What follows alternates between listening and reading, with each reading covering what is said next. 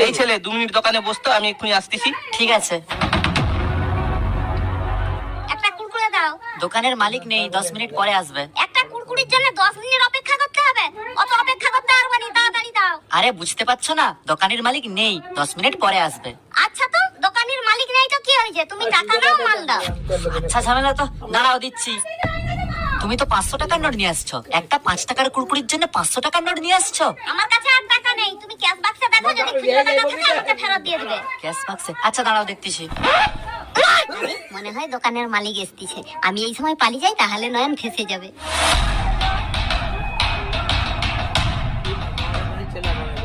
ওই তুই টাকা নিয়ে কি করতিস? না না, কিছু করিনি, ওই এক কাকিমা একটা আসছিল, তাকে টাকা ফেরত দিতে হবে বলে। শালা মিথ্যা কথা বলার জায়গা পাসনি, এখানে তো কেউ নেই, সুযোগে তুই টাকা চুরি করতিস। এক্ষুনি পালা। কাকিমা আমাকে ইচ্ছে করে ফাঁসালো, দাঁড়া।